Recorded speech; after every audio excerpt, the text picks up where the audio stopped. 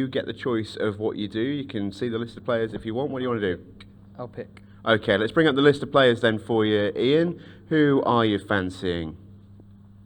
I'll choose Liam. Liam White, in you come, mate. In comes the Danger Mouse. If he continues and starts with a break and clear, then it'll be really pressure onto Liam White. And he's got every chance with that break.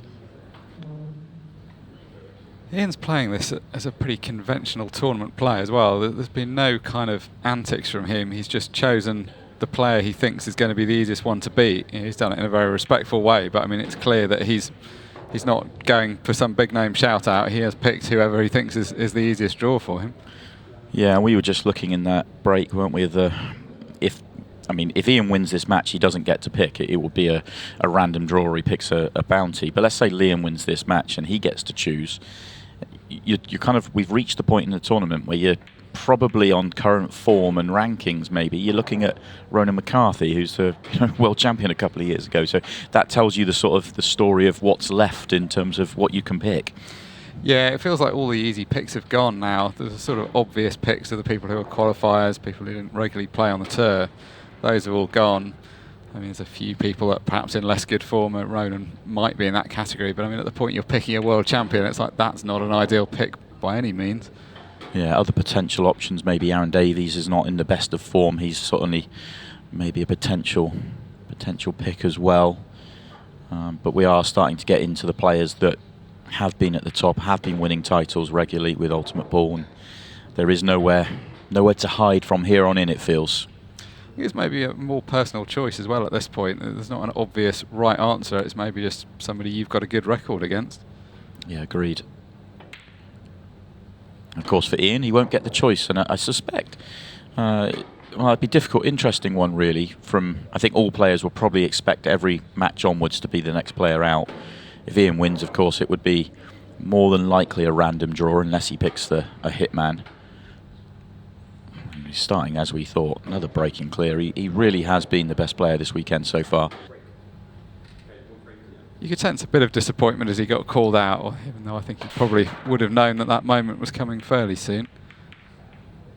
God, how big is that break to be dry? Oh, that can't be dry. Just horrible. Yeah, it's hard to critique what went wrong with that. Plenty of power, good contact with the pack. Good control as well. It was the balls that were knocking it a little bit towards the top corner. It really was huge. He struck that as well as he can. And it's a decent layout here. I think the red's got to be the choice. It's just that one red min at the top of the table. The rest are all fine.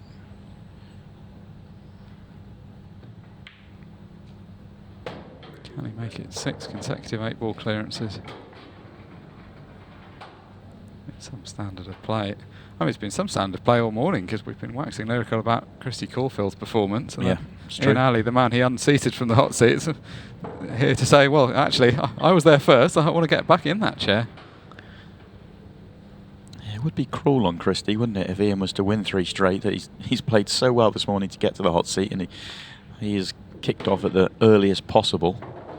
But then I suppose it was very unfortunate for Ian to be called out after, well, only being at jeopardy for that call out. Gets on the tricky ball at the top of the table. A little bit of angle. Maybe he would have liked a little bit more, but shouldn't be too much of a problem. Just needs to thread the needle through the yellows and get in anywhere in the open middle of the table. He's good.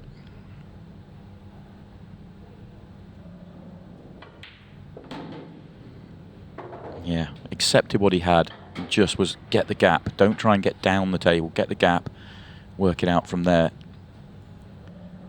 Yeah, it comes back to what we were saying earlier. He's not a guy that overcomplicates the game for the sake of it. It's just make sure he leaves himself a shot. Such a good cueist as well. A shot like that, always fancied getting good position.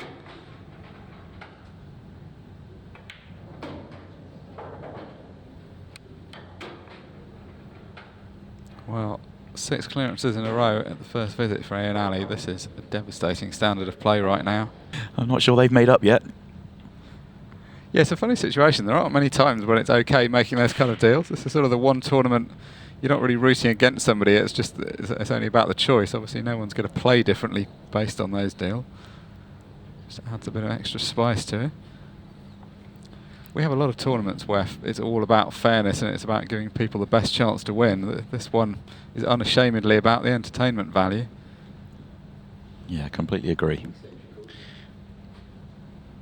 And it should be. Yeah, it's all the more of a spectacle for our viewers for that fact. This is not proving a very easy day so far for Liam. 2 frames down already. Comes to the table thinking maybe this is the moment and doesn't really have anything to go at.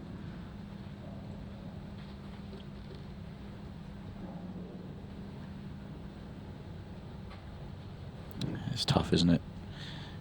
Just all you want is a chance to get into the match. You kind of watch your opponent break dry and you think, right, come on then. Let's go back to back here and make it 2-2, and nothing to even remotely go at. It's maybe less of an issue if it's yesterday morning, if you get punted out early on without having a shot first thing Saturday. But Liam White watched the whole of the play yesterday. He's been around for all the games this morning. You feel like you're quite invested in the tournament by that point. I was going to say, does Ian just go for the clearance here? I mean, he's been so attacking so far. He's obviously got the big problem at the bottom of the table.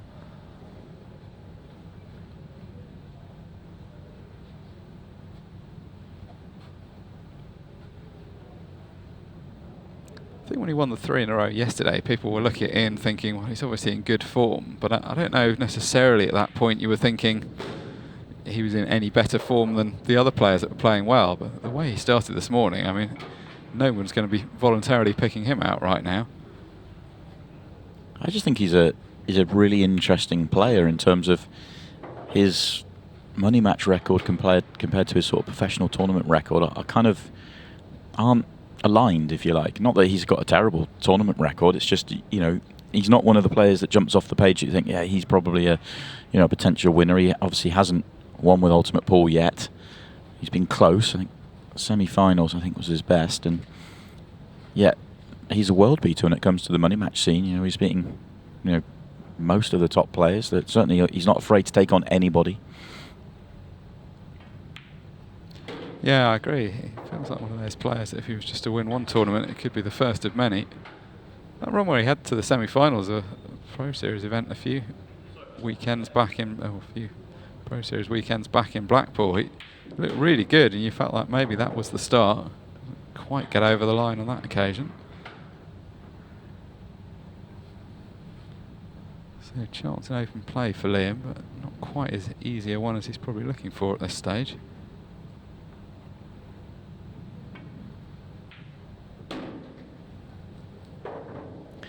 He's leaving his problem till late. Never ideal, but he is in good shape here to track the perfect angle to be able to play the cannon. Just track down the middle of the table. You want to be half ball-ish on the one to right centre, and play the breakout and stay on the one to left centre. Doesn't want to be hampered. If he can't get to the centre of the white, he's got a problem. Yeah, he's sort of psychologically hampered even if he can get close to the middle of the white, because there's the distraction of the 8 ball there. You can get back to play it, but then you're playing it last with, you have to be on the ball that you're breaking out. Slightly careless last shot that. Looked like he had a reasonable margin for error. Decided he is going to have to reroute. Misses the one to the corner, and Ian immediately comes to see whether the plant's available. From the camera angles that we have, it looks like it is.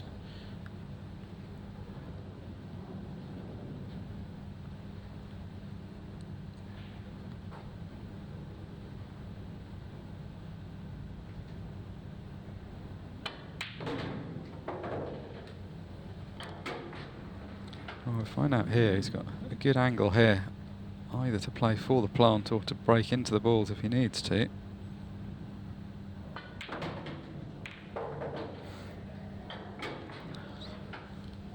Yeah, not quite the cannon he was looking for. He's still got control of the frame though. Oh, he played a push shot there. Yeah, he had control of the frame. He hasn't anymore. Gets a good snooker there. He is still in control. That's a poor one from Ian.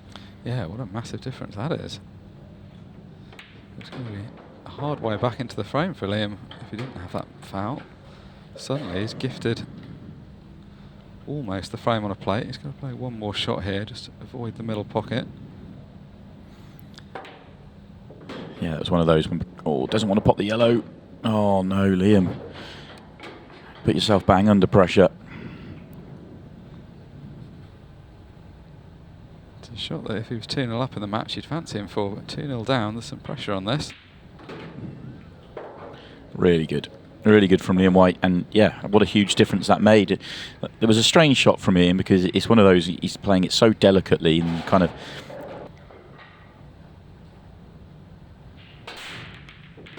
The break's normally one of the weapons in his game.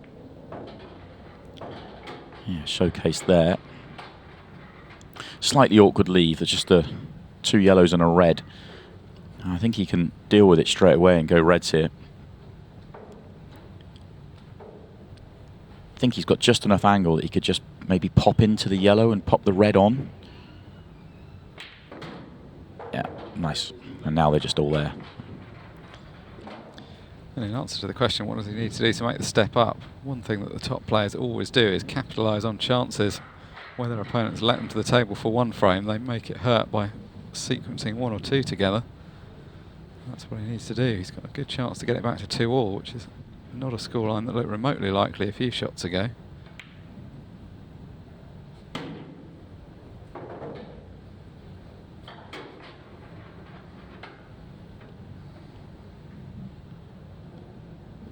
Ian's really had it his own way this morning.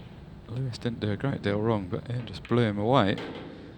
This could be the first time he'll be under any pressure. But as we say that, what has Liam done here? That's a loose one. That really is a loose one. Oh, he's still got the potting angle. He's got to work hard here with the cue ball. No, cued that well, nipped it well. Thought he had to trace more angle when he was going towards the 8 ball or underneath the 8 ball. Played that really well and back in good shape.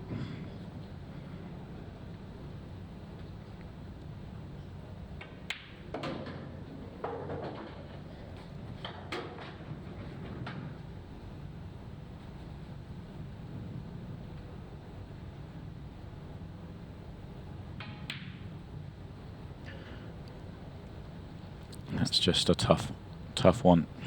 Yeah, just the pressure. There wasn't too much difficulty to the shot, but it was just difficult enough that it could be missed. Yeah, it's a really jarring miss. I just was thinking we're 2-2 here. This match feels 2-0. You just thought, yeah, Ian's just continuing, and it's going to be a tough one for Liam to get into. But 2-2, all to play for, and it's just cued straight across one.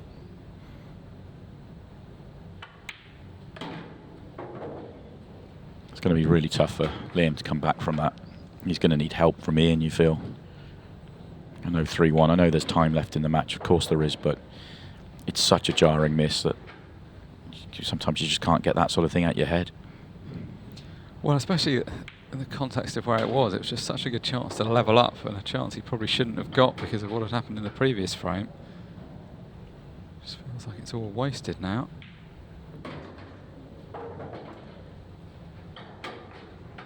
You'd have to say, of the players that we've seen on display over the last day and a half, Ian Ali is emerging as probably the player in best form so far. After this match, it will be 12. Top 12 get paid. This is the bubble game. 8 ball, not quite going to reach. Plenty others are. And the red's just going to pull up in that bottom corner in time not to block the 8 ball. And these yellows are laid out really nicely. A couple of minor issues to deal with, but nothing overly taxing.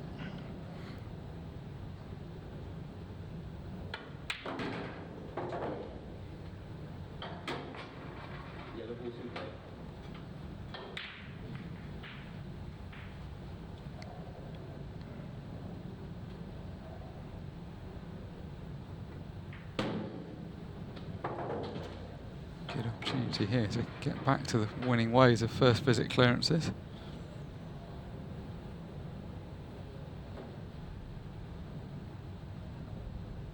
It's made all the worse for Liam by the fact that he had such a good chance. In the previous match where Lewis was just watching Ian clear up, there's not really a great deal he can beat himself up about. Liam is going to feel though that if he just potted that last ball, could have made the score 2-all, and this could have been a very different situation. Well, used all of the pocket, but it's gone in. You feel this is the only shot that could save Liam, just a fairly routine plant, but there is a good enough gap and it's slightly off angle. You never expected it to be a problem, and it wasn't. Liam will have all but have no hope here. This is prime for Ian Ali to get the job done. And 2 steps of the way through the challenge of winning 3 for the 2nd time in the tournament. And he's going to get it done in quick time as well. Doesn't even need the 15 seconds a shot. Ian Ali has beaten Liam White, and that miss from Liam White in frame 4 was huge. Have you decided what you're going to do next? Yeah. All right then, let's not keep us waiting any longer. You've got 2 options. You can either call out any of the hitmen remaining in the competition. A reminder, that is Jack Whelan, Phil Harrison and Tom Cousins. Or you can go to a random draw. What would you like? Go random. We're going to the random draw. The odds are shrinking, lads. There's not many players left in now. Everyone feels very, very live. Computer, when you're ready, let's give Ian Ali his 3rd opponent in a row. Come on down, John McAllister. Well, not a hitman, Ian, but about as tough a draw as you could have got, I reckon.